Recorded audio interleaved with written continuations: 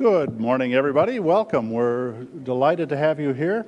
We've got horrendous traffic this morning, and so we've got a lot of people that are going to be dribbling in over the next half hour, but we're delighted that you're here, and thank you for coming. Thank you for being here so quickly. My name is John Hamre. I'm the president at CSIS, and we're delighted to have this event. This is something that we've been doing for, I think probably 12 years. I think when Sherm Katz was here in the Scholl Chair, he initiated this series and got us rolling off, and I'm delighted that Scott Miller is now taking care of it for us, and we're leading in a very new way, so thank you. When we do public events, we always start with a little bit of a safety announcement, and Scott or I, either one of us is going to be responsible for your safety if anything happens, and so follow our instructions. We've got these exits are right behind us. We'll go out through those exits and down to the street level. Right behind that center door is the one that's closest to the stairs that go down to the street, and then we'll go across and meet in the back at National Geographic. Count heads, and I'll order ice cream for everybody, so we'll be just fine. So, but I want to just say, follow our instructions if we need to do anything. We won't have any problems. I'm really delighted to have you here, and the reason there are so many people who are interested in coming is because we're having a content-free election. Nobody's talking about anything, other than these slogans things, and so we wanted to put some substance on the table. 57% of the American public supports TPP. You'd be hard-pressed to know that when you're listening to this debate. And we need to have a significant and honest debate about trade in America. Do people lose jobs because of trade? Well, they lose jobs because of modernization, technology modernization, but it shows up as being caused by trade, and we haven't done a very good job communicating the benefits of this global economy to American workers. Yes, there are problems, but we solve those problems in other ways. We're going to get into that today. I think we're very fortunate to have these four very distinguished former U.S. trade representatives. I'm wasting your time by not letting them get up here in front of you. First, we're going to turn to Scott. Scott's going to give you just some framing observations, and then we're going to get this program going. Thank you all for coming. Glad to have you here. Scott, come on.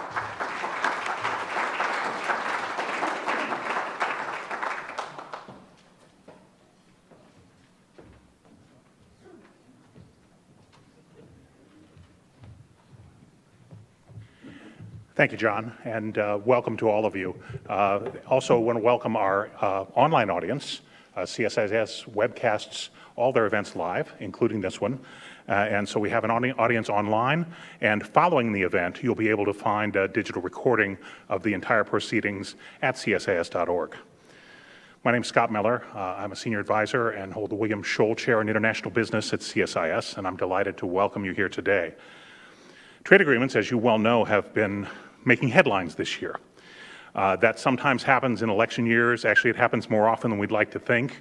I'm at least old enough to remember 1992 and H. Ross Perot's claim that Mexican trade was a giant sucking sound. At that time, a pro-trade vice presidential candidate named Al Gore debated him on a show then called Larry King Live. And actually, I think Vice President, then Senator Gore, won the debate. But this has been going on for a while. The election of 1888, by the way, was contested where the principal issue was the tariff. In that case, for lots of reasons, Benjamin Harrison of Indiana won the election over the sitting president, the free trade Democrat Grover Cleveland. So it's not unusual for trade to come up in election years. But then, thanks to the fact that it does come up, I have a full house today, which is a delight, and it's wonderful to see you all. What I'd like to do as a starting point is create a context for our conversation today, because there's a very important story behind the headlines that gets very little attention, and that is the multi-year slowdown in global trade. In advance of last week's G20 leaders meeting, the economists at the International Monetary Fund presented a stark assessment of this.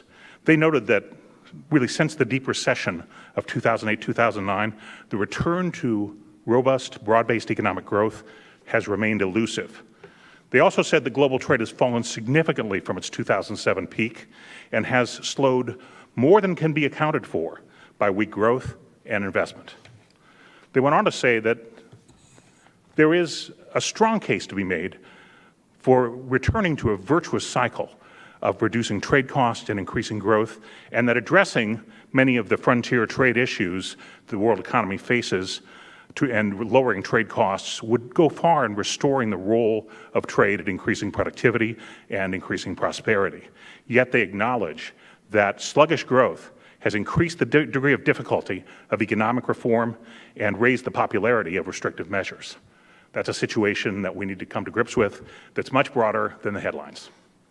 The question of how to advance American interests and restore a virtuous cycle to the economy is the one we'll take on today. And to accomplish this, we have the chance to engage with 4 leaders with deep experience at the nexus of politics and policy. So let's get started.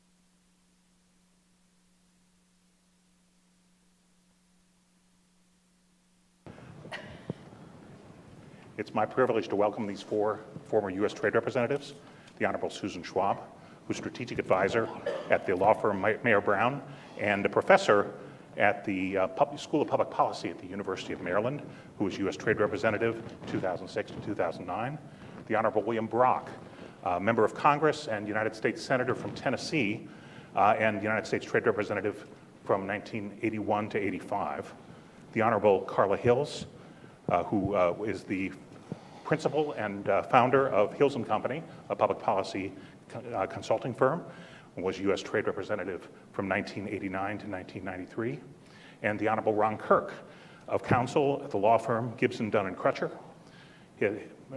Ambassador Kirk held elective office as mayor of Dallas, Texas, and he won't tell you this, but he was reelected with 74% of the vote. But he was U.S. Trade Representative from 2009 to 2013. We're delighted to have you all. Would observe that Senator Brock, Ambassador Hills, and Ambassador Kirk are CSIS trustees. And with that, we'll get started. We'll have a few questions and discussion as panelists here that I'll pose, and then we'll turn to the audience for questions. So let's start out with sort of the fantasy football question as a way to get to opening remarks. Imagine that somehow it's in January 2017, some miracle happens and you are back in your old job, your U.S. trade representative. The good news is you have negotiating authority. Congress has provided that in 2015, and that continues on to the start of the administration. The bad news is all the things I reported the IMF said. Right? Peak trade was 2007. The world economy is in tough shape. The reform agenda is politically difficult. So for each of you, what would you do and why? Anybody who wants to start can. Well, Scott, I think that first I would ask, who won the election? Your boss. And your presentation, I think, differs depending on who wins the election.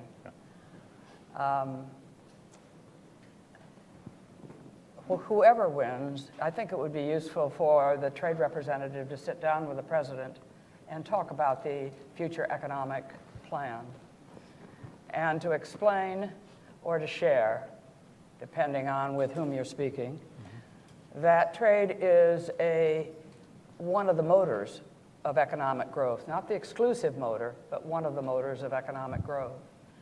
And we want to do things that will encourage that. And trade has slowed considerably. I think the Peterson Institute has done a very good report that demonstrates that the 2 things that are slowing the trade growth are the lack of new trade agreements and This is the... Donald Trump calling. Is that you or is that me? It's the president That's calling. me. Good, I'm glad of that. It was either Trump or Hillary. I don't know which one. The lack of liberalization and the increase of protectionism. Sorry. And that the United States has to lead on that and it will actually be in our benefit. Now, that's going to be tough for the presidents who've run against trade. John Hamre pointed out accurately that the American public is a majority will favor trade as good for their nation. But if you ask the second question, they're very worried about trade and outward movement of investment with respect to them personally, their jobs. And so I think we have to do a better job of providing training with respect to jobs that are open, that are available to those that are displaced. But let's be accurate. 85% of the jobs that are lost today, and I would say that to the president, are as a result of rapidly changing technology. Reports show 13% cause some relocation because of trade, and those folks legitimately need to be retrained. There are vacancies. Today you go on to an auto floor, and there are very few people 10 years ago that looked like Fifth Avenue in New York. And the robots are doing the job, but who's going to fix the robot?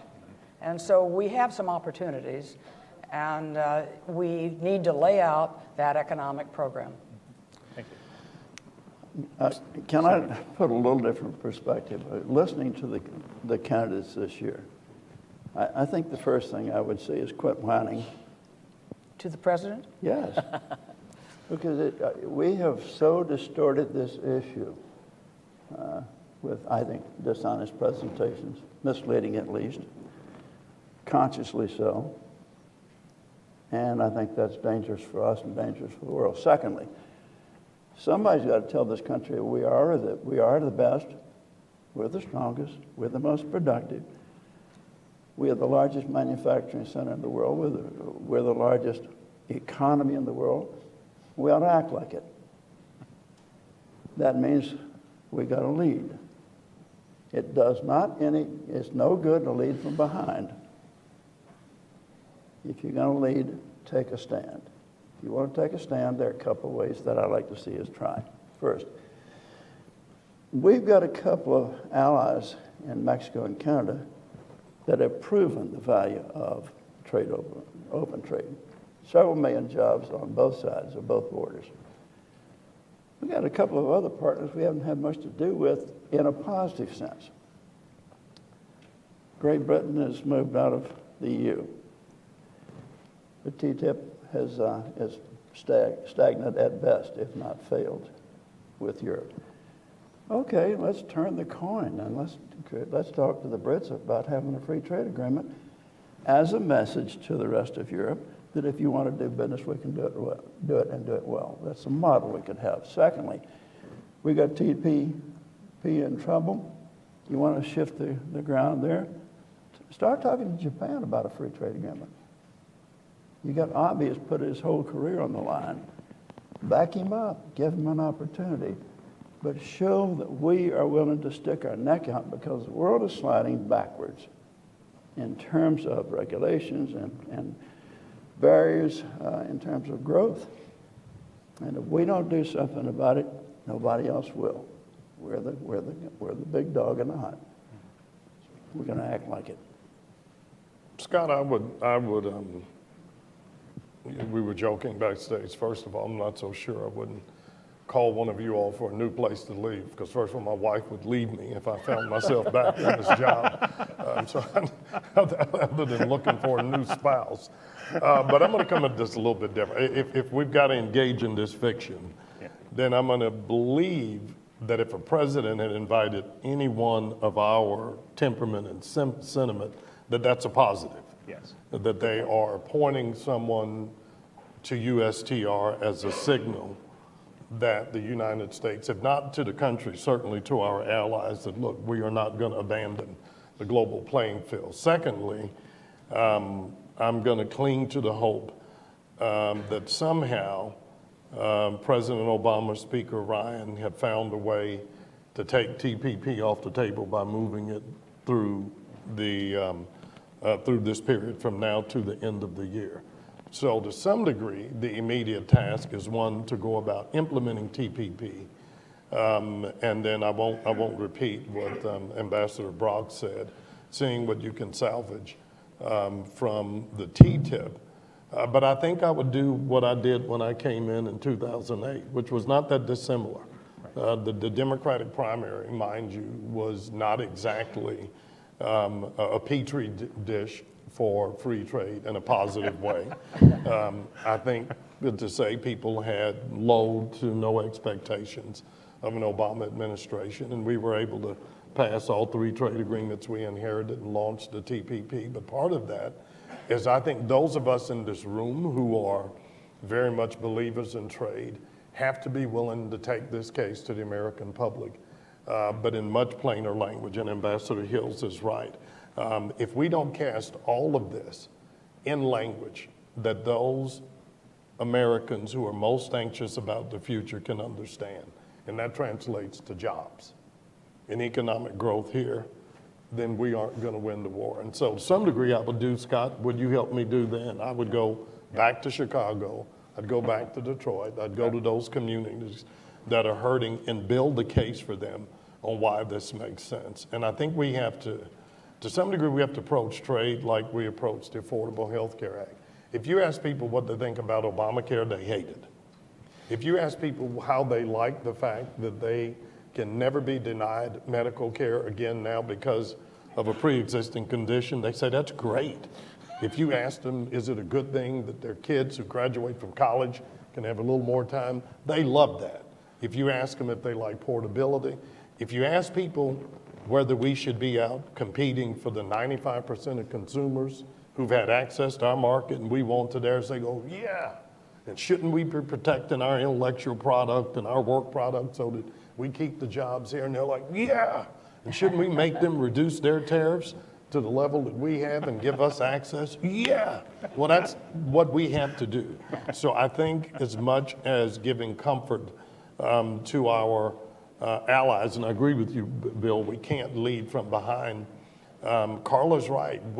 Those of us who believe in trade, I think, have not been engaged enough in explaining to our neighbors and our friends exactly where their jobs come from and how dependent they are on global engagement. And we've done it before. It'll be more difficult, but I think we can do it again, because in this global economic global stagnation is a huge opportunity. And it's one that the world has historically turned to when we've realized that if we can liberalize markets, reduce tariffs, deal with the regulatory burdens, that's a great way to spur economic growth. So I'm just going to play cleanup here because I agree with what my colleagues have said. I think the key message, not just to the next president, but to the next cabinet, the rest, cabinet colleagues, is first of all to take away from this election the right lessons and not the wrong lessons of the campaign and the election, which is to say that there's a lot of misinformation about trade and a lot of claims about trade that are totally false. But underlying that, there are a lot of concerns about the economy. And it will be incumbent upon the new president and the cabinet and the new Congress to address a lot of those underlying issues. You mentioned economic growth, the skills gap. We've talked about the skills gap. There are jobs out there, unskilled, semi-skilled, skilled, that are looking for people. Right. And there is a significant gap. That is an education issue, that's a training issue, that has to do with mobility. There's a variety of issues associated with that. No USTR is going to be able to address that. Those issues need to be addressed. I haven't heard a single candidate talk about debt and deficit issues. I mean, there are some fundamental challenges in the economy, and it's much easier to point to foreigners and say trade's the problem. Yeah. And so there are some very basic truths and very, very basic challenges in the economy that the cabinet and the Congress and the president need to be addressing. It's not trade. Sure. So start with that. Second, on leadership, leading by example.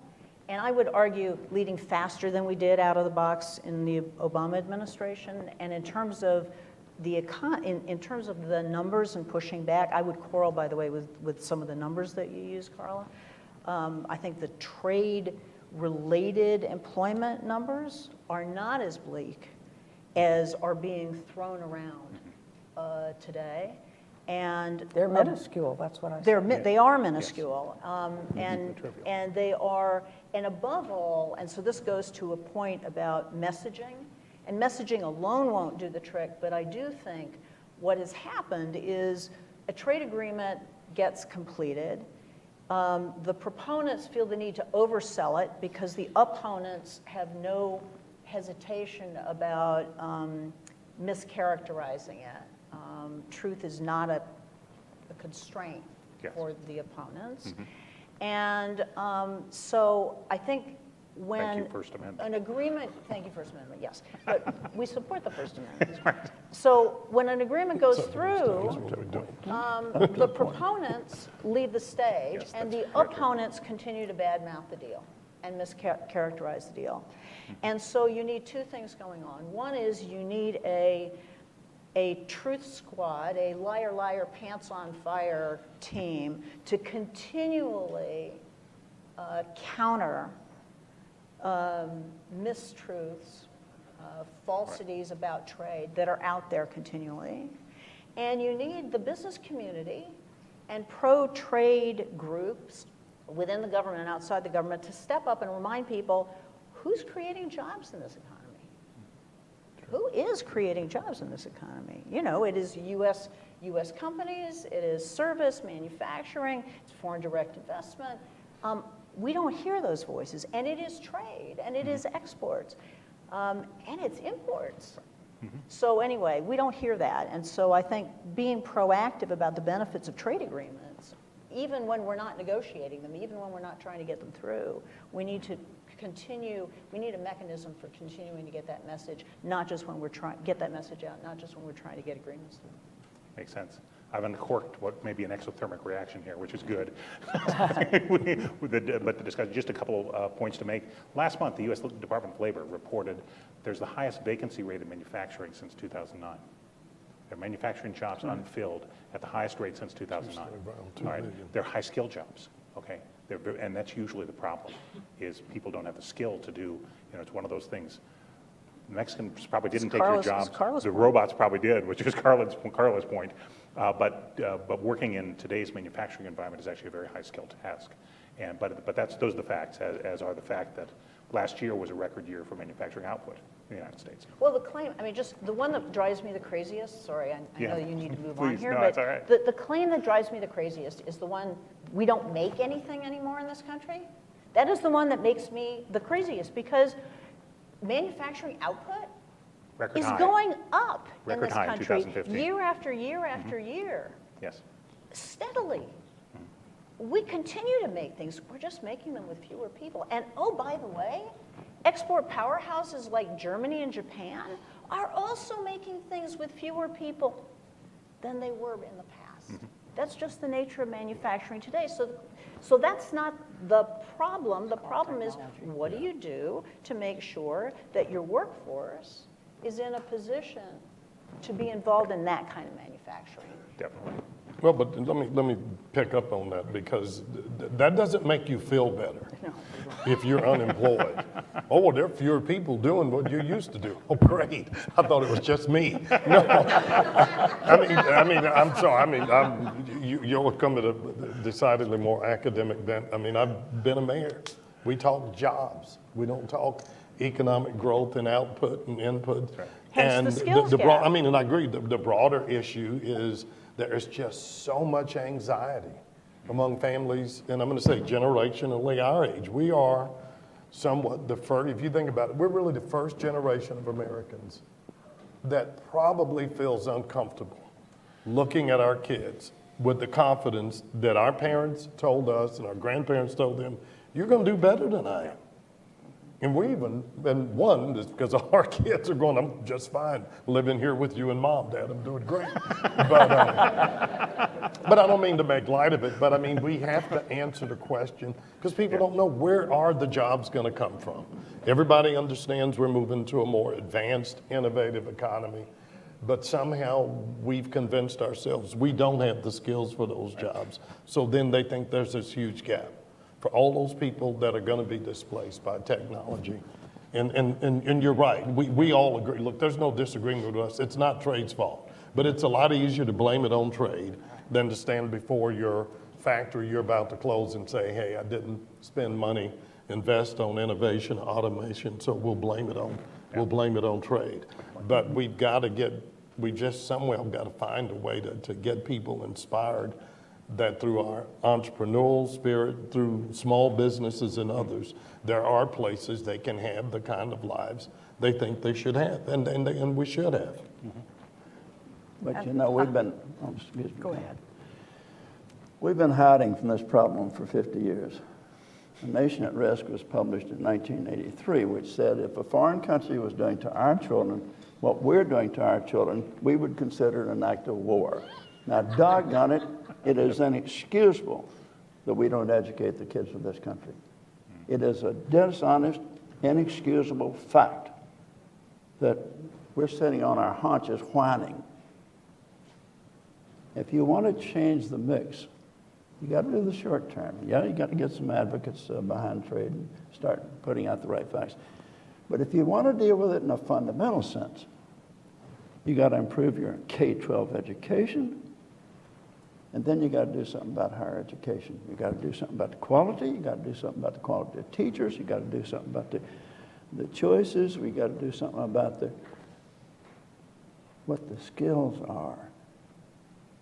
Sherm pointed out to me, and probably to you all, there's a law on the books right now. We used to debate trade adjustment assistance. I had to deal with that at the Labor Department.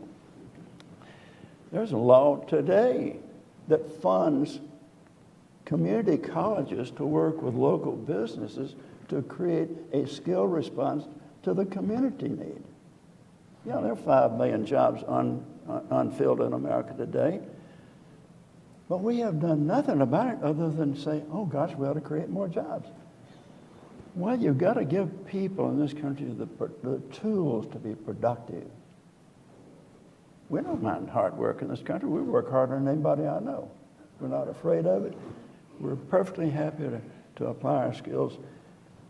But they're not muscle skills anymore. They're cognitive skills.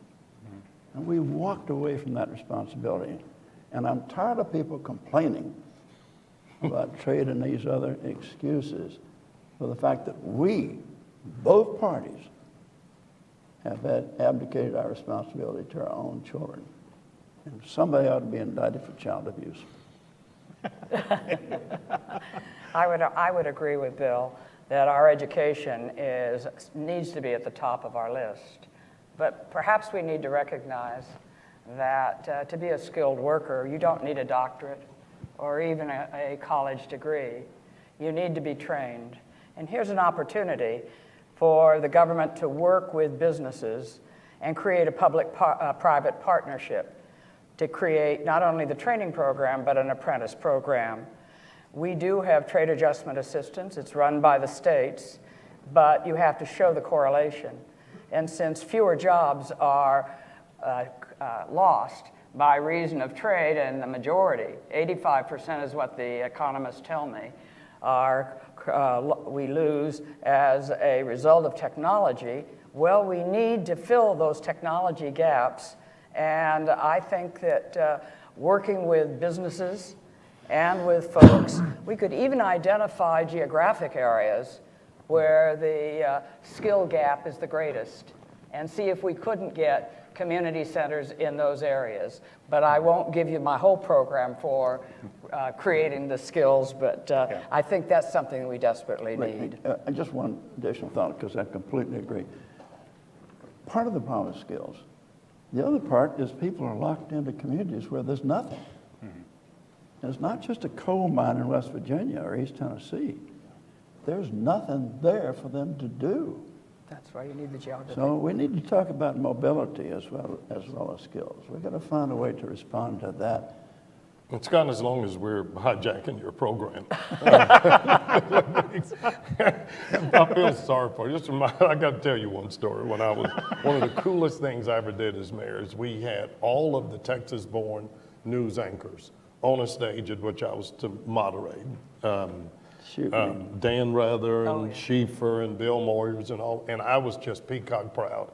And I got through their introductions and I got to the first question, and Schieffer turned to me and said, You're a nice finished. kid, but we got this. Thanks for I just coming. want to know, because Sue raised an important part about the debt, but since we're on education, it's one of my passions, and I would join Bill in that. What we do to those kids who do go to college, the level of student debt that we are putting on middle-class families, just to pile on with Bill, to me is criminal. So when we're looking at that holistic thing, because the lack of capital that takes, or the capital drain that takes from kids that would otherwise maybe go out and start a business or do something else, is also reflective in that. So when we look at that debt framework of yours, Sue, I would hope we would also somehow address the issue of student debt. Yeah, in terms of panel discipline, it could be worse. There were 5 USTRs who couldn't make it today. In any case, but thank you for the encouragement. One of the things, Is that a comment on the rest of us? No, here? not at all. We're delighted you're here. But one of the things that happened to trade agreements is they're getting more and more and more complicated. Okay, some of this is the Congress. I went back and looked at the Trade Act of 1974. There was 1 overall negotiating objective and 7 principal negotiating objectives. In the Trade Act of 2015, there were 12 overall objectives and 21 principal negotiating objectives. So thank you, United States Congress and the American people. So it's a tougher job. But we also have moved from border measures to deep integration agreements, and that adds the complexity. Now, complexity is good in terms of managing these deeper relationships, and they can be managed very productively. It also makes it more difficult to communicate what's in these agreements and why is it beneficial, and makes them easy to attack, because you open up the TPP to page 370, and it reads like your insurance policy. It's a little dry and a little confusing. So, Susan, as somebody who's been thinking about this a long time, first as a staffer, then as USTR, then as an academic, what do we do about the complexity? How do we manage it?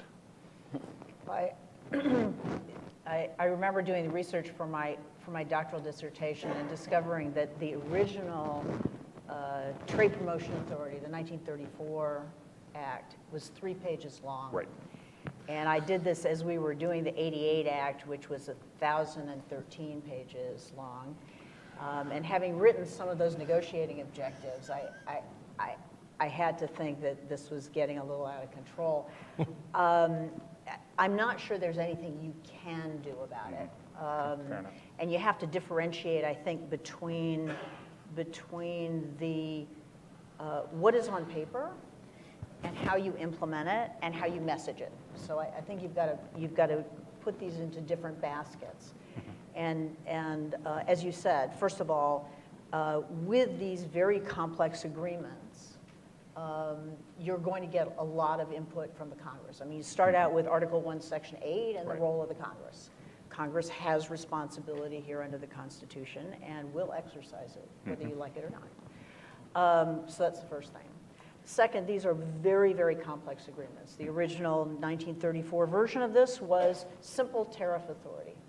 Advanced tariff authority with some strings attached, that was it. We're now, negotiating agreements that have a lot of cross-jurisdictional issues, a great deal of complexity across a lot of sectors, across a lot of jurisdictions in congressional committees and government agencies. So the fact that they are this, the legislation is this detailed, I guess, shouldn't come as a surprise. Right. There are a lot more interest groups involved, and let me suggest that all interests are special interests. No matter who they are, they're all special. So then you get to the actual writing of the legislation, and having been a staffer, you realize after a while that these principal negotiating objectives, and I think I was on the Hill at the point where we started differentiating between the principal versus the the core Overall. overall, you need an escape valve Right. for statutory mandates. Yes. Okay? So having negotiating objectives, it's a two-edged sword, and if you talk to the negotiators, they will tell you there is a fundamental problem walking into a negotiating room where everyone on the other side of the table knows what your negotiating objectives are and what your priorities are, because the Congress of the United States has put it down in writing and is very vocal about it at hearings and in letters that they put press releases out about. That, by the way, is a problem for negotiators. But it's one you live with in a democracy, and it's one we live with in our system. But you do need, if you are a member of Congress, if you to be able to articulate what you expect, and you can't fight something with nothing if you're on the Hill, and you're under pressure to articulate needs, and you put it down. It's better, objective is better than you will have this in an agreement. And at the end of the day, a member of Congress has to decide whether they're going to vote for or against, and whether the negotiators have lived up to those objectives. So the answer is you live with the objectives. That then gets to the core of the negotiation. The core of the negotiation is the negotiators go out and get the best deal they possibly can, and hope the deal they bring back is close enough to what the members of Congress have asked for to satisfy them and to vote yes. That requires heavy-duty consultations. Right. Not notification, but consultations. It's a two-way exercise. I would argue the 1974 Private Sector Advisory Committee structure that has this system of private sector advisors from all different Industries and agriculture. Industries, agriculture, consumer groups, environmental groups, labor groups. That is absolutely critical, because that's the group of experts that aren't in the public domain, and they're the ones, as a former negotiator, that I turn to all the time. My entire life as a negotiator, to get advice and input. And they are the ones who ultimately turn to Congress and say, yes, our input was listened to, or it wasn't. And they're the ones who give you the test, sort of the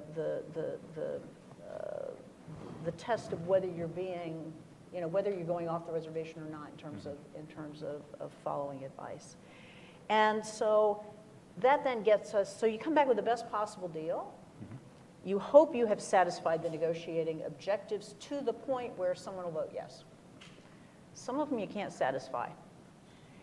And then you get to messaging. And you have to figure out how to do messaging that is a whole lot simpler than any of the legislative language and any of the agreements. And that really is the core, I think, to selling the agreements, explaining the agreements. And you just can't message based on all of the details in the legislation. Yeah. So that's sort of Fair point. the way you got to do it, because you can't message a tax bill on the basis of the 10,000 pages. You can't message the tax code on the basis of, people don't think of anyway. You have to message on the basis of the core points. Good point. Very good.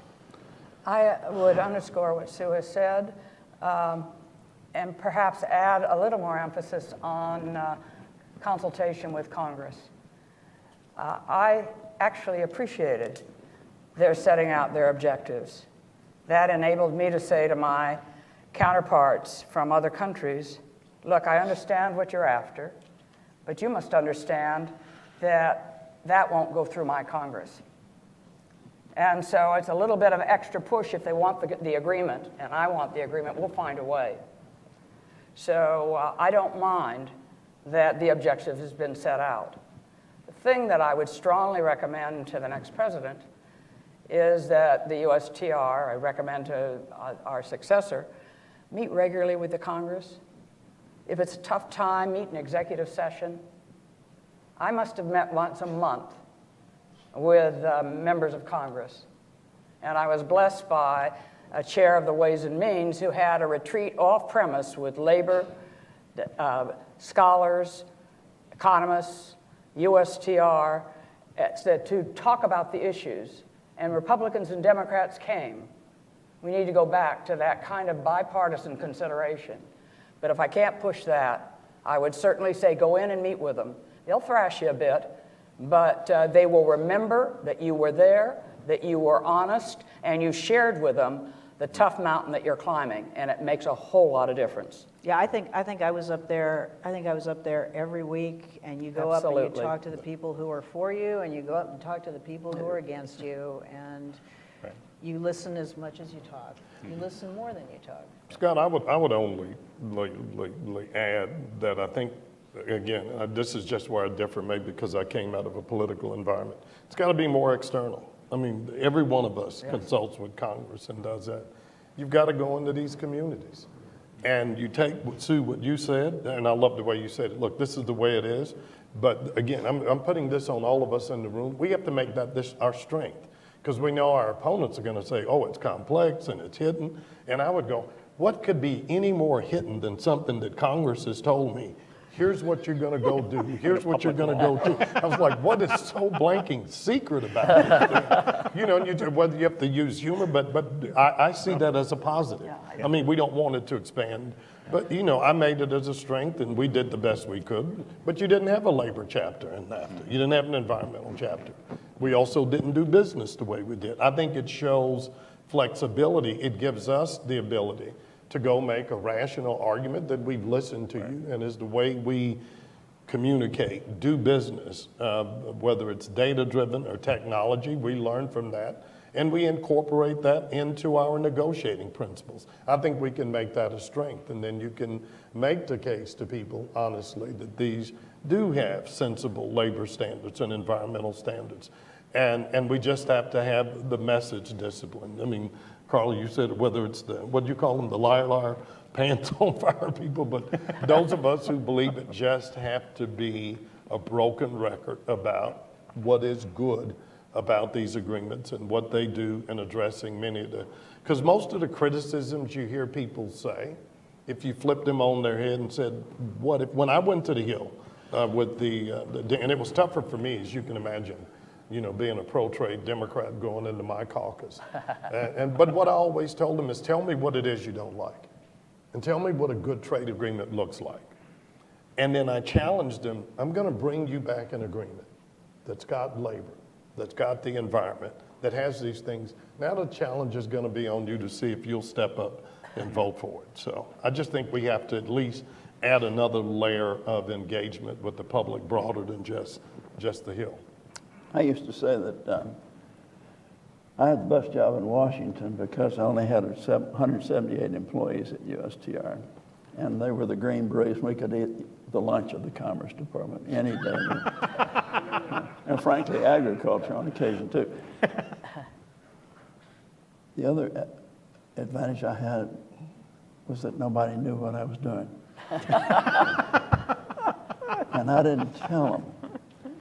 I would meet with Danny Rostenkowski in the House, chairman of the committee, and I would meet with Russell Long, chairman of the committee in the Senate. And I'd say, you know, these are the things we are going to try to do. You tell me what you want, and I'll make it happen. The United States has that kind of power, if we want to exercise it in our negotiations with other countries. Sometimes I think that we hear these conversations about labor, environmental, cyber, 500 issues. Remember that we're dealing with several hundred countries, well, way over 100 countries that are really different from us. They've got different political systems, economic systems, social, judicial systems. If you think we're complicated, look at the rest of them. Are we trying to put too many marbles in this bucket? Aren't we making it almost impossible to get an agreement? We're putting a burden on, I'm going to mention Abe. He stuck his neck out to sign on the TPP. He showed a lot of guts. What are we doing? Are we trying to pound this thing to the point where we are really trying to answer every single question? Or are we going to try to draw back and say, what are we really trying to do? Aren't we trying to create a rules-based system? That's the whole concept of the WTO, by the way, that allows us to do business with each other without having to tell you how much cotton you got to buy. Or tell Mitch McConnell, I'm going to deal with your tobacco issue. We're driving our negotiators crazy. We're driving our trader partners crazy. And we're creating such a complicated mess. I'm not sure we can move this system forward by trying to do every dot and tittle. Yeah, we're not trying to make things perfect. We're trying to make them better. But Bill, I'm going to put, just for the sake of it, making it a tad more interesting, I'm going to push back a little bit. And I would agree with you, I don't want to make it overly complex. But again, I mean, and I will not yield on the underlying premise. If we can't relate this to job creation, job sustenance here for those American families that are the most anxious about this, then we've lost that battle. And I agree with everything you said in the macro. Those workers that have lost their deal are not at all interested in Abe's problems or anybody else's problems. And I would say, I mean, and Sue, you said, since you were kind enough to at least observe, you thought our administration should have moved quicker. I think for a Democratic president elected with almost a mandate from labor to do nothing on trade, I don't know that anybody, Bill, was more courageous than Barack Obama in terms of what he did. And we pushed that needle through. But our message, again, if we want to have an academic debate about what you ought to negotiate, and that's great for CSIS. If you want to actually pass a trade agreement, we have to go out and speak the language that American families are concerned about. And tell me what, at the end of the day, they want you to bottom line it. Tell me how this helps create a job for my kids. Tell me how it helps keep my job alive. And if we can keep that in mind at the forefront, then we can have all these other debates about what should be in or how complex they are or they aren't. But I think it is a good thing that we can go to the American public and say, we aren't going to do business with a country if they don't observe basic rights for workers, don't abuse women and children, don't respect the environment. It doesn't mean we're trying to hyperimpose on them our complete judicial and regulatory system, but that's something that at least makes our constituents believe we aren't just doing, that we don't just have deal fever, and we aren't creating a world in which we're sort of incentivizing American manufacturing to go to the state that's got the lowest standards. And I think that's important. Can I play devil's advocate here? I think Bill was actually raising another issue. But No, go ahead, I'm Susan. actually going to where he's going, and it has to do with nature of agreements, the nature of agreements. And I'm saying this as the person who was the first person to, in fact, put these these enforceable labor and environmental standards into free trade agreements, okay? So we put those enforceable labor and environmental provisions into the Peru Free Trade Agreement, into the Colombia, Panama, and Korea Free Trade Agreements, okay? So I've got street cred on this issue, right? We did, and I got beaten up by my side of the aisle for having done it. And we put them in because we thought it was the right thing to do. And we put them in because the labor unions and because the Democratic leadership in Congress said, you need to do this. And because in the wake of NAFTA, the Democrats and the labor unions and the environmental interest groups said, this is what you need to put into trade agreements so that we will support trade agreements. Fast forward. How many of those groups and those members of Congress actually voted for the trade agreements? Zip. Enough to get all three of them passed. No. So it doesn't matter how many that voted for them. I mean, if the whole inference is that, well, the only way you do this is because you're going to flip the score on the Democratic side. I'm just saying, so I'm going to go back to Bill's point. Well, no, but I'm going to go, since you raised that. I know, I'm going to finish my point. You do certain things because they're the right things to do. That's right. You do certain things because they will help you get your trade agreements through the Congress of the United States. Bill's point was, are we loading up trade agreements with too many things? And this goes back to, I'm actually still on message here. I'm still at your question. But this raises some really important questions because our trade agreements have morphed across a whole lot of issues where the U.S. is frequently the demandeur. I mean, picture yourself in a negotiating room. The U.S. is the demandeur for a whole lot of issues. So we're saying, well, we need to get this, and we need to get this, and we need to get this, and we need to get this. And the people on the other side of the table know this because they can see it in the negotiating objectives that Congress has written up for us. You have to give up something to get those, right? I mean, they're not for free, so you're giving up something. What are you giving up? Are you giving up market access that you might have gotten for some industrial export or some agricultural export or some services export? Are you giving up something in a more stronger rule? Are you giving up something in environmental protection because you're getting a better labor enforcement? I mean, these things don't come for free, right, when you're sitting in a negotiating room. So you think of this as a holistic deal, and as these negotiating objectives morph, there's sort of a Pareto optimal, taking a totally ridiculous concept here, but there is a package here that is optimal, and you do have to weigh in. Does it deliver votes? Is it the right thing to do? Does it deliver votes? Or are you pandering to groups that are going to object to whatever the deal is, no matter what you put in it? I've said it. No, and I would argue, and again, for somebody who spent my life putting together a coalition and getting votes, that's a distinction without merit. You have to do what some of them I believe you have to do. Now, again, I don't want to enlarge them. You're never going to pass it, and we should never do at least a gold standard trade agreement with a country that won't accept basic labor, environmental, intellectual property provisions. And so, as you said, all interests are special, and we have to move away from a world. We can't play to the strength of our critics that say, if those special interests are represented by businesses that say, I want you to do what X, Y, Z, those are legitimate negotiating demands. But if they come from labor or others or critics, we say, oh, we're pandering to them. It doesn't matter. They have to reflect our values as a country. And they put any president, they put us and the chamber and CIS and all of us who believe this in a much stronger position to then be able to go and sell that. Trade's always been a tough sell. And since you ticked off those groups that are against trade and sort of listed only Democratic constituents, you dig into numbers, the biggest mover of voters against trade are college-educated Republican voters who believe that now their jobs are at stake. And you dig into those numbers of who's against trade, it is across the board now.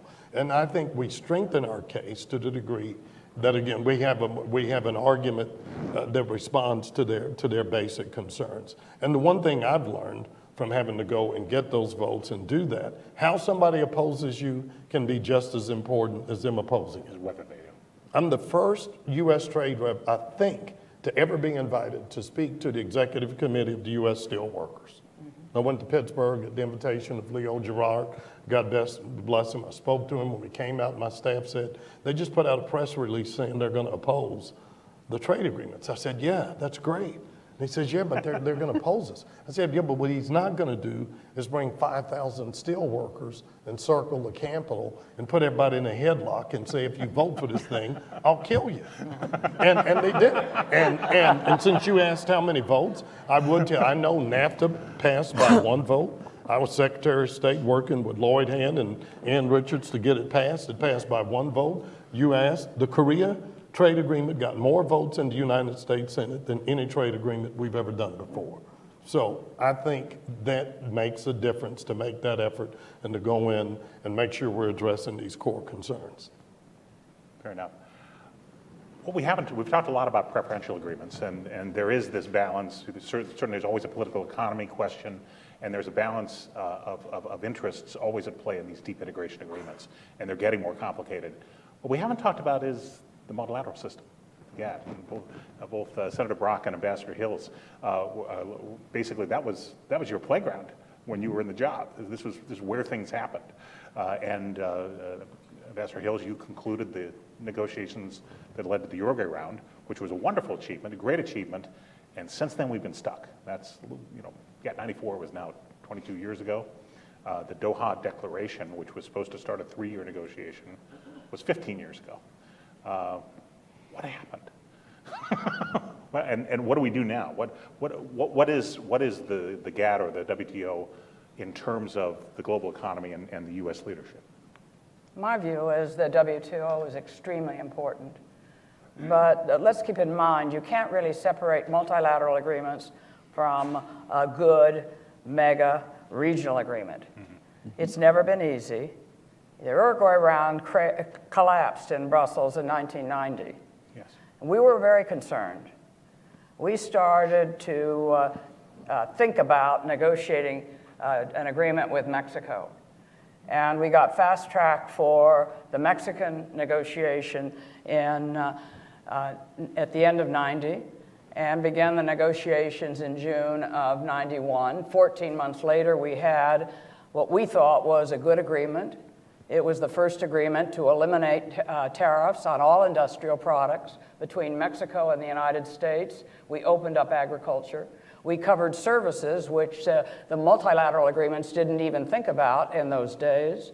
And we had a good enforcement mechanism. And the president signed it, and we agreed to it in August of 92. President Bush Sr. signed it in December of 92, and President Clinton got it through our Congress in 93. Within 4 months of it taking effect in January of 94, all the folks, then 126 WTO members, were back at the table. They added or agreed to intellectual property protection, the kinds of things that we had put as gold standards into the NAFTA. And importantly, they created the World Trade Organization, which I think is one of the most important international organizations to this day. If we didn't have it, and we were debating over whether it be a labor standard or whether it be a tariff or you took my intellectual property, it would be retaliation on top of retaliation, and we would descend into the law of the jungle. The WTO has kept us out of that.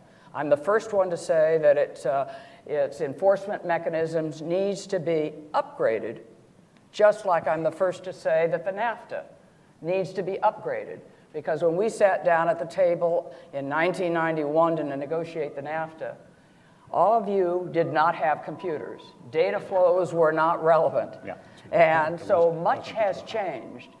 It's not that NAFTA needs to be torn up and a new agreement or a renegotiation needs to take place. What we need to do is to renew. The kind of thing you do to your house, you paint it every once in a while. And that's what we need to do for the NAFTA and add these things. But let's not forget that Mexico is our second largest export destination and Canada is our first largest. So let's keep that going and continue to build so that North America region continues to be one of the most vibrant and competitive in the world. So I think you need both negotiations. Yeah, life was really simple when we were dealing with the GATT. Goods, that's all it was. We said, okay, we'll start the Uruguay round by opening up trade to services, investment, intellectual property. Out of that came the work that Carla did to put the WTO together. But the concept of the WTO was to create a place where you could resolve disputes within a set of rules and do it amicably and frankly with some penalties if you don't abide by the rules. We don't do enough of the latter, but the fact is that that was the central purpose of it. And if you think about what we're trying to do, what Carla said is really important. We used an example to stir the pot. We told the world, you want to do business in the United States, you can do really good business in the United States, but let's do it within a system. And that's what Mexico did. We sent a shot across the bow. That's why I mentioned at the outset, something like a couple of new free trade agreements that are simple and achievable because they're friends, and we got support in the Congress. You could send a shot across the bow of Europe in the case of Great Britain, or in the case of Asia in terms of Japan. The whole idea is not just to have a free trade agreement with one or two countries. It is to say to the world, we're going to take action, we're going to lead, we have a purpose, we expect to play the game, and if you don't want to play, fine. You want to play and do business, we're here. Make it happen. Somewhere Fred Bergson is smiling. Yeah. About Scott, I would competitive liberalization. only Yes, sir. note to Carla's point, again, we are missing the opportunity to say to the American public, we essentially have modernized NAFTA through the Trans-Pacific Partner negotiation. That's what we're trying to I mean, people that have said, you promised you'd do that, well, we've done that. That's what TPP gives you, in addition to bringing in Japan and Vietnam and others. I agree with everything that my colleagues said. I want to talk about the WTO a minute, though, and that is, I also spent my tenure working on the WTO, Yes. just not as successfully as my colleagues. The world changed. Yes, In no, fairness. but I would say this. I think the multilateral system is absolutely fundamental, and I think the problems that the Doha round encountered had more to do with the structure of the Doha round than the WTO.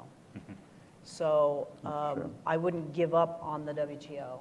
I think Roberto Azevedo has been a really fine Secretary General, Director General, and I think he deserves our support. I think the U.S. has to be active and play a leadership role at the WTO. There are clearly issues at the WTO. It's a complicated place.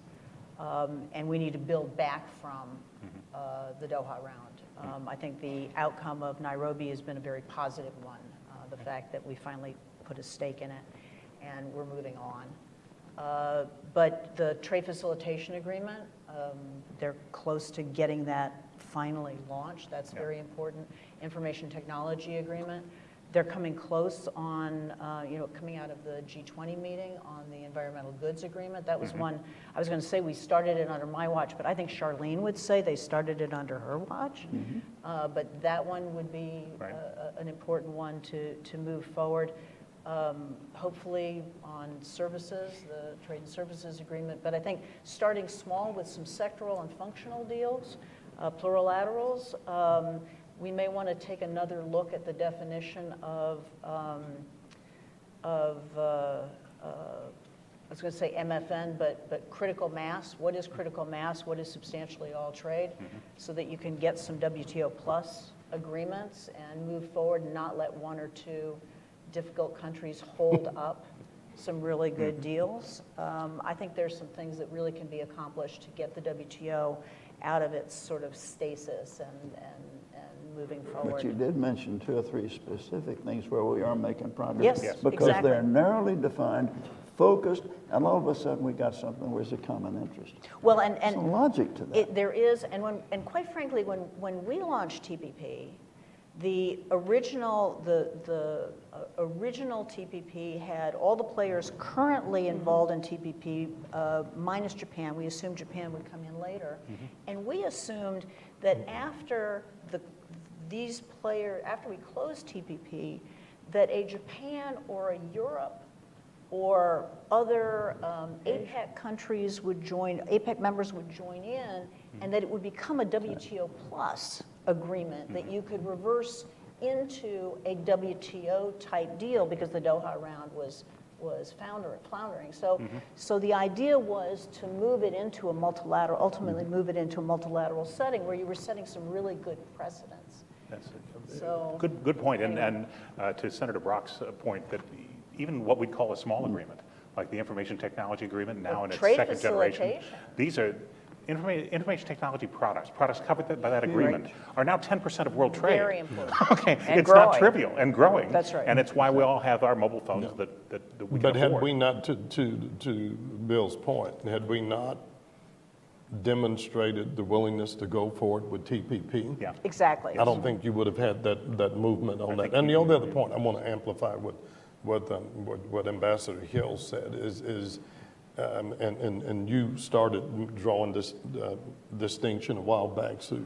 We have to see the value of the WTO apart from, are we just facilitating new agreements versus are we enforcing the rules? Yes. Because again, I will go back to when at least, you know, we engaged and went to places like Detroit and Pittsburgh. What gave me heart was your point. What supports that 57% of Americans believing in trade is one, as Bill says, we're not stupid. We understand that we ought to go out and compete and engage for business. Yeah. But what I heard from people was they just felt like everybody's abusing us. Yeah. Nobody's enforcing the rules. Right. We let everybody come into our market, they can sell here, but it's particularly given the reality, and we haven't mentioned it, but we should reaffirm, you know, over 90% of our exporters are what we define as small and medium-sized businesses. They don't have the financial resources wherewithal to withstand the WTO dispute the way Boeing would.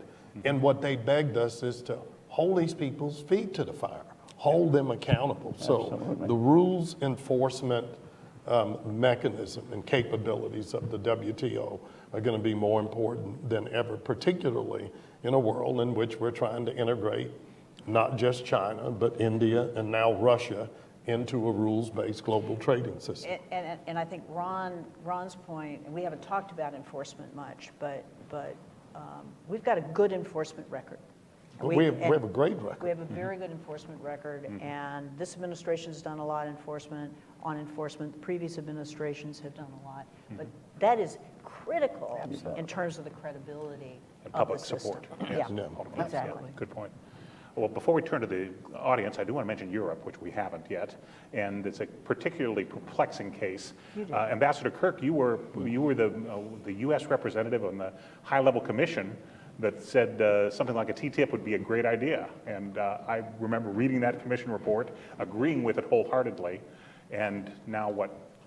4 years later, I'm kind of wondering what happened. Well, in the words Where do we go from here? As Forrest Gump says, Brexit happens. You know, so, look, I don't mean, look, I have, they don't know what's going to happen in Europe. Yeah. So it'd be foolish for us to sit here and say, we know what's going to happen. I think for me, at least, we have to give them time to figure that out. The UK is now dealing with the world that they're on their own, and they've got to go, first of all, restore just that negotiating capability, because all of their trade negotiators were absorbed into the European Union over the last 20 or 30 years. And then I think we have to, everything has to be on the table. I mean, Bill started out, I think, saying if he was trade representative, he would put on the table doing an agreement with the UK separate from the European Union. Part of our calculus in getting to TTIP was Europe not being a part of APEC, frankly, Sue, and feeling like they were becoming secondary in a world in which our attention was equally directed towards the Pacific, away from the Atlantic Partnership. And I still think in the world of bills, using all of our levels, the strongest thing we could do to facilitate opening up that dialogue and moving it faster would be to pass the Trans-Pacific Partnership. If we pass TPP, Europe will figure out how they want to come back and engage us. Now, I'm not saying it's going to be easy, Right. but I know that we have to find a way to get TPP across the finish line. Keep the That's bicycle the moving best thing forward, we can yeah. do for the WTO. That's the best thing we can do for the multilateral system. And that would be, I think, the biggest catalytic force in terms of moving forward with TTIP or some version of TTIP plus the UK. And I would agree with his last statement, TTIP plus the UK.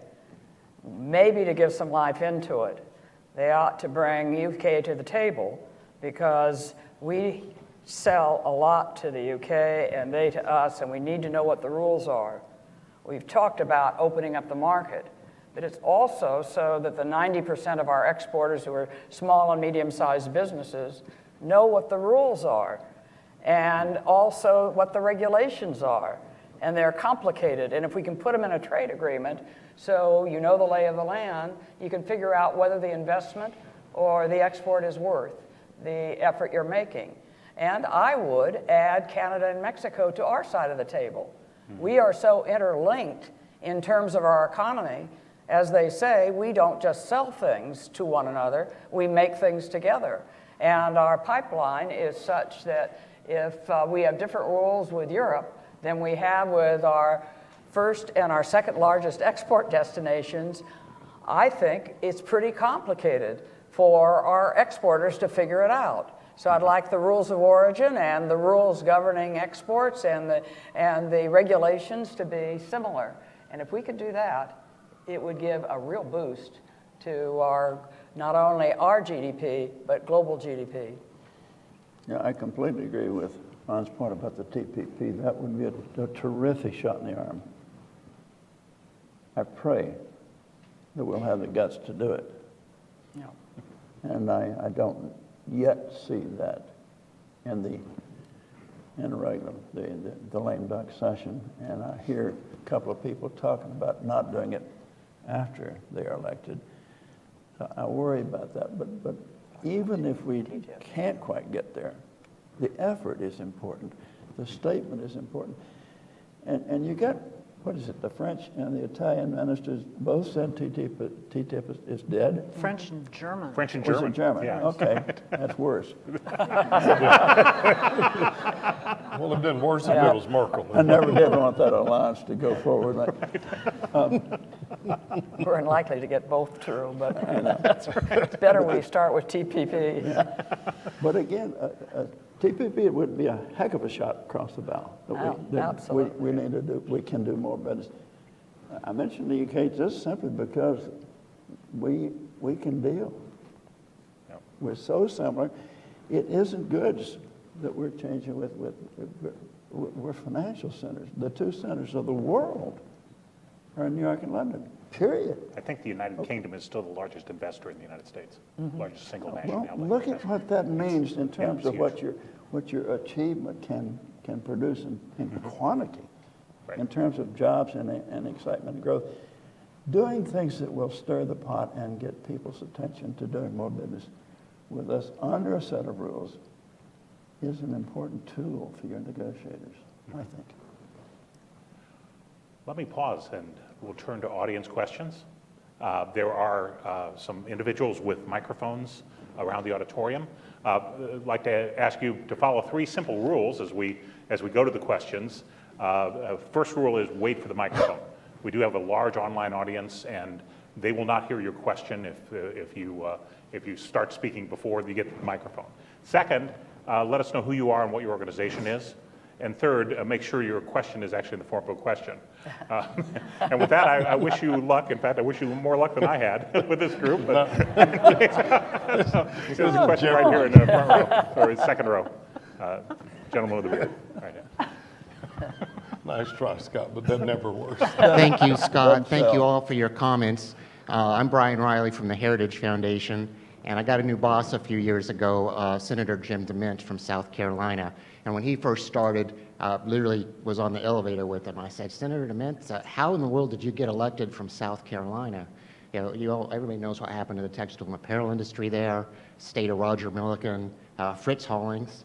And between the first floor and the 5th floor, he said, well, I said, here's the port, here's Michelin, here's BMW. He just went down the list and he made it sound pretty darn easy. And Scott, you mentioned the debate between Al Gore and Ross Perot. I think Al Gore did a pretty good job, maybe even won that debate.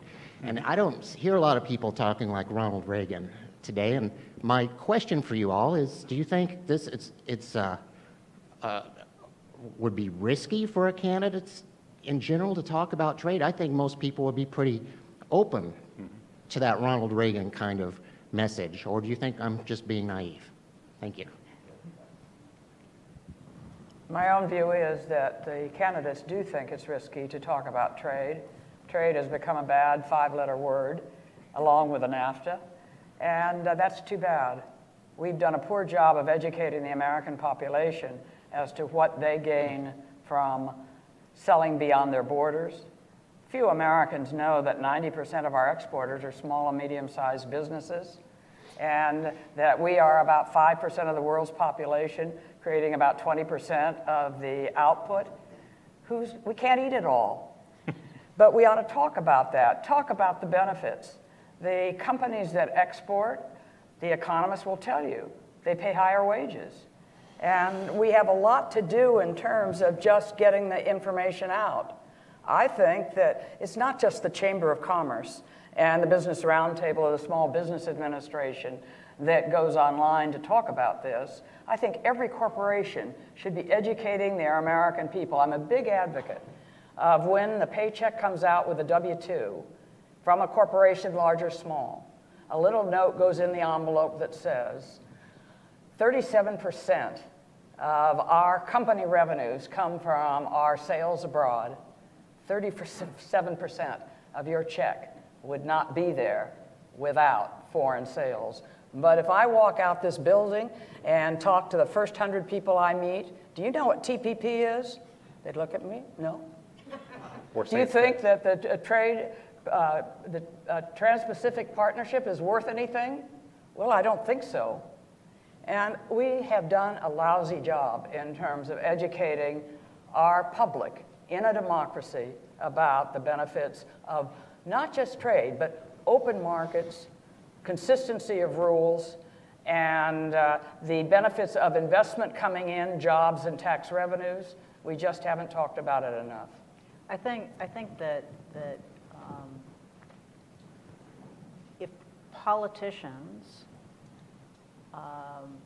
and business people were to be proactive talking about trade, I think it'd be, if not an easy sell, pretty straightforward. They're great talking points. Carla's articulated many of them. I think we just don't. And if you look at polling data, look at just pretty consistent, whether it's Gallup or Pew Research Center polling data, a majority of, in spite of what they hear in campaigns, a majority of Americans support trade and even support trade agreements. More Democrats than Republicans, by the way. I mean, I'm sure you know all this. The younger they are, the more supportive they are. And so a politician can be out there reinforcing this, providing data points having to do with benefits to Americans, because there are a lot of those points. As I said, Carla articulated those. But what we don't do is we don't on a regular basis articulate that. I have grown very concerned that it isn't just politicians bad-mouthing trade. It's a lot of elites who are drinking the Kool-Aid, who are using, talking about, equating inequality with trade, equating bad things going on, unemployment with trade, a lot of things that are not substantiated by the data. And that goes back to the Truth Squad issues and pushing back on that and saying, here are problems caused by non-trade factors. I mean, these are real problems, but they're not caused by trade. And here are what they're caused by. And here's why trade is good for the economy. Here are the positive things. Here are some communities and issues that are negatively associated with trade, and here are the kinds of things we can do about them. But if you look, for example, just in the primaries, and Ron, you may have been following this closer than I am, but my understanding is the Democrats who voted yes for TPA, who were targeted in their primaries, did just fine, thank you very much. They all came through. They all came through, right? They did. Yes. Because they had to be proactive and explain why they took a pro-trade stance. And when you go proactive, your voters listen. The other thing, by the way, and this is a sort of a sad thing to have to explain or admit when you've spent 30 plus years of your life in this business, but most voters could give a rat's ass about this issue. I mean, they really, sorry. I mean, if you ask them what they care about in terms of economic issues, this shows up way, way down on their list. They don't vote on the basis of trade. It's interest groups that are active on the on trade issues, and it has to do with primaries, and it has to do with labor organizing against you in a primary in a gerrymandered district. That's really what trade comes down to. Yeah, but let me, again, I'm not going to let you do that, because you can't say those Democrats who were challenged all voted for it and do it and said, oh, it's all labor. I mean, the biggest movement this time was Trump coming out and scaring the hell out of Republicans. And I would say, and I've said this to his face, to the business community, because they always come to me and say, well, Kirk, if you can get these Democrats to vote on something, then I'll think about supporting them. Your reward, if you are a moderate, pro-business Democrat for voting for a trade agreement, is the U.S. Chamber is going to put $2 million against you. The Koch brothers are going to put $2 million against you, and you're going to piss off labor. So one, I would say if we're going to, if we're going to engage in the partisan rancor, the business community has to back up their support with the language that they put out there. And you still have to go back to the other point. I mean, and I know we're in an audience where everybody says, oh boy, Ronald Reagan did that. I don't remember Ronald Reagan running on trade. I don't remember any president running on trade. Look, they just don't. And we're not going to solve the degradation of our political discourse by making it on trade. I'd rather look at the positive. We usually find a way to get those who believe in this to work with Democrats and Republicans and the chamber and put together the coalition to get it back in a place where the American people to support it. And you have to do all of those things that we said. But you're still, I can see I just woke up all the Reagan folks who We want got it to all. raise their hand. you're still trying to put too many marbles in the basket. You still got all the complexities, these things. You don't go into battle for an issue or a set of principles if you're down on yourself. There's a great piece in the Journal this morning. What Jack Kennedy did when he took over the United States as president in 1961 was to raise our sights and our hopes, and our optimism. And we had a lot of years with 4 or 5% per annum growth, a whole lot better than we got now, better than we've had in the last few years. Reagan did the same thing. Shining city on the hill. We got feeling good about ourselves. We believed we could do anything. We were pretty aggressive on a whole lot of trade stuff in those days. But the point is, if you want to go out and fight for something, you better be confident about yourself. You got to believe in yourself. If you want to live in the negative world and say, oh gosh, we can do a few more jobs, but we're going to lose these over here, or we're going to deal with this or that group, knock it off. Go and say, okay, let's find a demon out there. And they're the ones that are costing us jobs because they're not opening their markets. Okay, let's go after them. You got us as a unified people at that point because we're not the problem. And the truth is, we're not the problem in trade. We're trying to create agreements because we want to create opportunities. And we're acting as if we're in a defensive battle. And I'm sick of it. So put away the charts and talk about freedom, which is great advice. I have 4 questions right here in the center. Let's ask all 4 of them in sequence and then get 4 answers, starting Ira, Ed, and then 2 in the front here. And yes, or Ed, Ira, either way. Thank you, Scott. I'm Ed Gerwin with the Progressive Policy Institute. I want to go back to your discussion at the very beginning about the fact that so much of the job loss is not attributable to trade. And Ambassador Schwab, you made the point that a new USTR needs to talk to his or her cabinet colleagues about fixing those broader questions in the economy.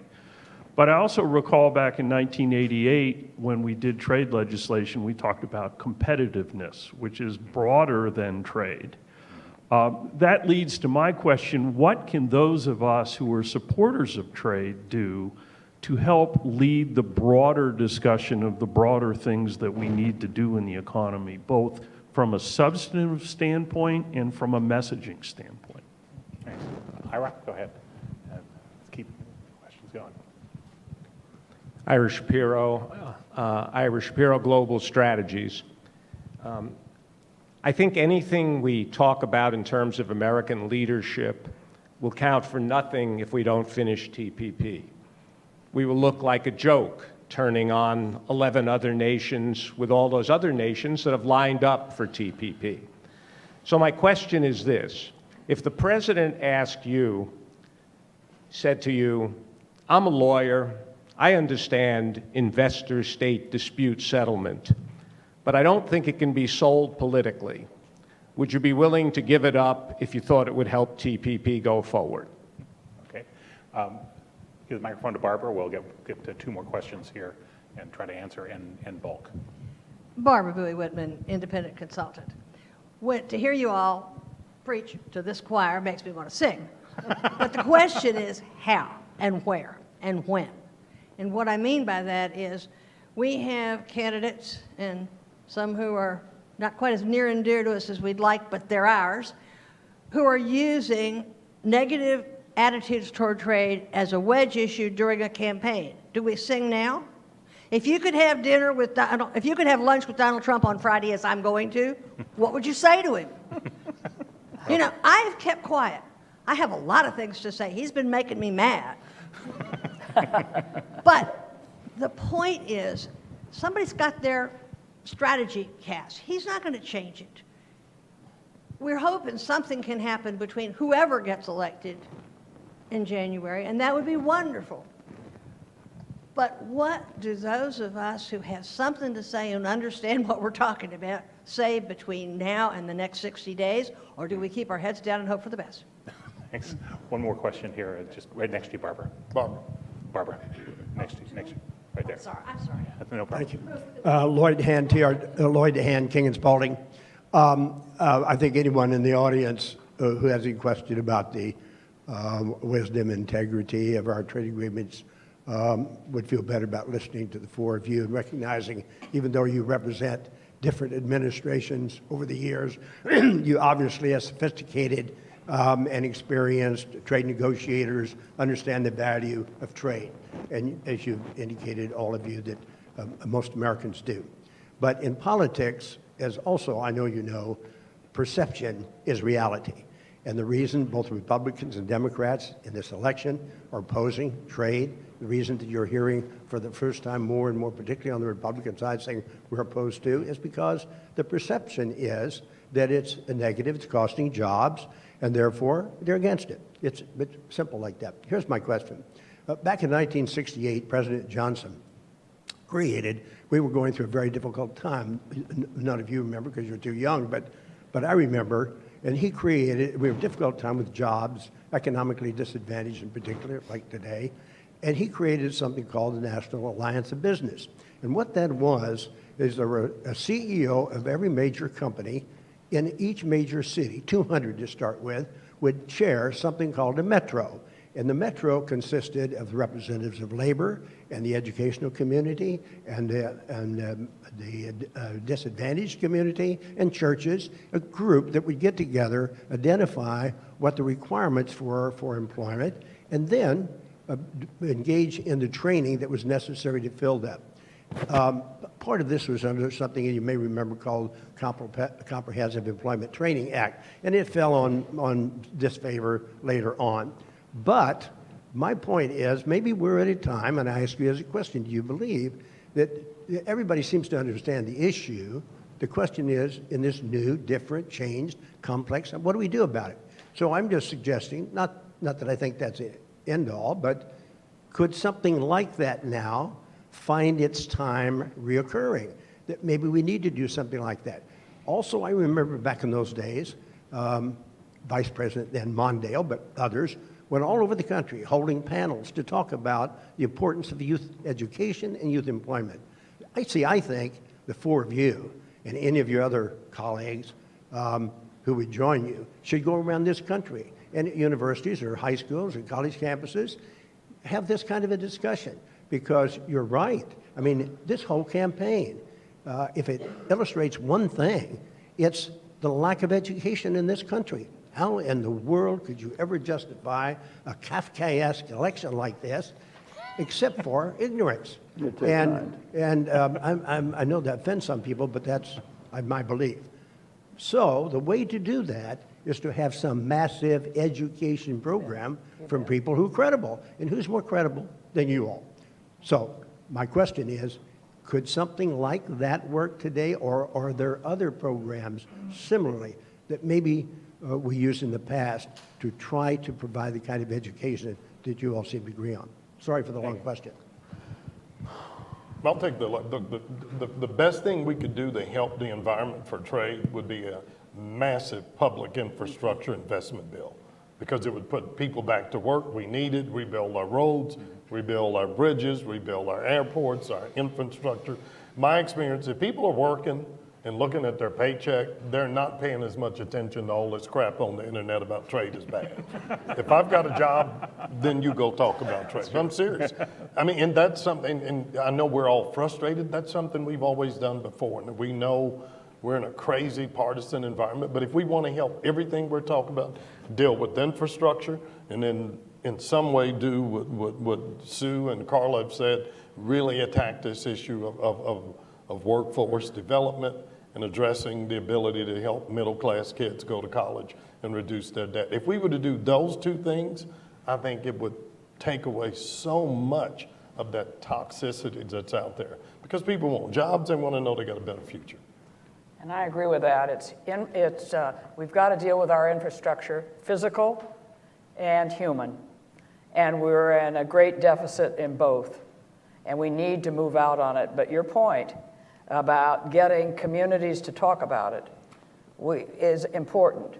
No matter the fact that trade is approved by a majority of the people, the way the question is framed is trade good for America? Yes. But is trade and open markets good for you? You don't get a majority. There is a worry about jobs. Trade is one component. There are lots of other components, but it's jobs, jobs, jobs. So our human infrastructure, training those who are 40 years old, been laid off, could be trained to be a skilled worker. Why not have a stipend while they're getting their training and make them turn in their attendance record? Latin America greatly expanded the middle class by giving families a stipend to send their children to school. Many of them were just staying home. But you didn't get that stipend unless you turned in the child's attendance record. Their middle class now is 50%. And they attribute a big, big motor to that, to the educational program that they put in place. Why don't we take a page from that book? It's out there. Lloyd, the problem I have with your question is not that the four of us wouldn't go anywhere we could to support this. I don't see a whole lot of support from big business. They're sitting on their haunches out there because they're happy. They got business everywhere in the world. They got a tax system that allows them to put their money in Ireland or wherever and park it over there. There's no particular reason for them to carry this flag if they're going to have to pay a penalty. And it's really hard to organize medium and small business. I think it could be done, but it will take a conscious effort.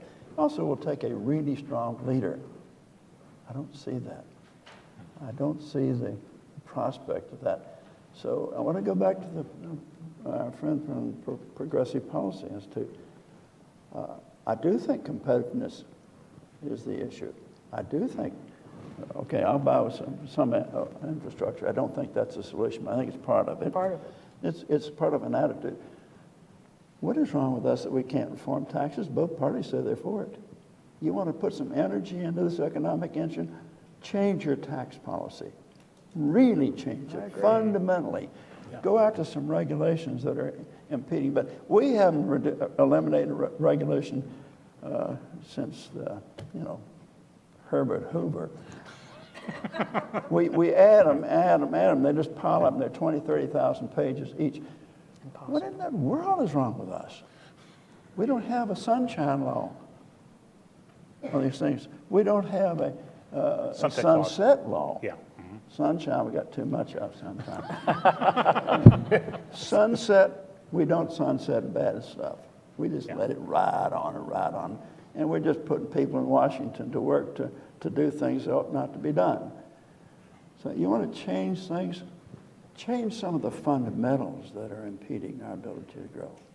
That's very important. I'm sorry, go ahead. I was going to say, I think just a couple of points here. One, I think the business community, is, I don't understand why the business community hasn't stepped up more proactively and fought back on the trade issues, but for the fact that they've been beaten up big time over the last couple of years. They have been, you just look at what the EU Commission has been up to. Any number of regulators in this government. The Hill, it has not been fun, and of course, you've got the whole set of activist issues in terms of what goes on Wall Street. It's a very unstable, unfriendly environment right now, and they're preoccupied, but they're not present in terms of stepping up and reminding citizens, reminding politicians who actually creates jobs and who actually employs people in this economy. I'm not sure I understand why, but they're not out there. And that exports creates jobs. I mean, I can tell you at Caterpillar, they put flag stickers on those big yellow machines as they rumble along the line, so the workers know where those machines are going. At Boeing, you can see it on the tail of the airplane. But by and large, a lot of companies that depend on trade, it's hard to see where they have been in this debate, in part because they've been beaten up left, right, and center.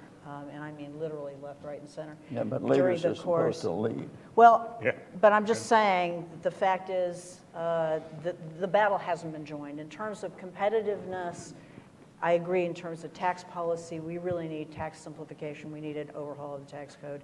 Education, we've talked about a great deal here, education and addressing the skills gap. I mean, those are some really fundamental things. Ira, in terms of investor state, you and I both know investor state works. You don't need it with every country, but there are an awful lot of countries out there where you need it. It works. Empirically, there is no question but that it has worked, and all of the scare stories you hear, none of them have come true. And the people who are pounding on investor state, the politicians, they're not going to change their vote if you took investor state out of TPP. Those people are not going to vote for TPP. So the answer is no. Stripping it out of TPP won't make one iota of difference. And Barbara, in answer to your question, I think both politicians need to be reminded on the trade issues, among other things. Imagine you were president of the United States. Behave accordingly. You know, there are... It's a tall order. You may wake up on the 21st of January and have to govern. It could happen. Be careful what you say. And, you know, interact with foreign leaders, including the leaders of the 12 countries who signed the TPP agreement. I think the good point, the encouraging part of all this is on November 9th, we're going to wake up and America is still going to have economic interests in the world. Right. We're still going to have an economy engaged in the world. And whoever is president in January will still want trade agreements as a tool for dealing with those very important interests. One time I was told when you face adversity, there are two questions you can ask. First question is, why did this happen? Or what did I do? And what could I do better?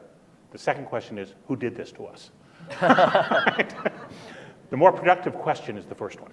And that's the question. We are facing adversity economically. And in America, I think we're better off, as you've heard from this panel consistently, we're better off asking, what is it that we can do? and stop worrying so much about who did this to us. But in any case, we could go on for hours, but I know you all have commitments. We got a chance. I thank you for your time and energy. Please join me in saying we thanking got our a captain. We've gotten to no big disagreements. Good work, baby. Yeah, you know.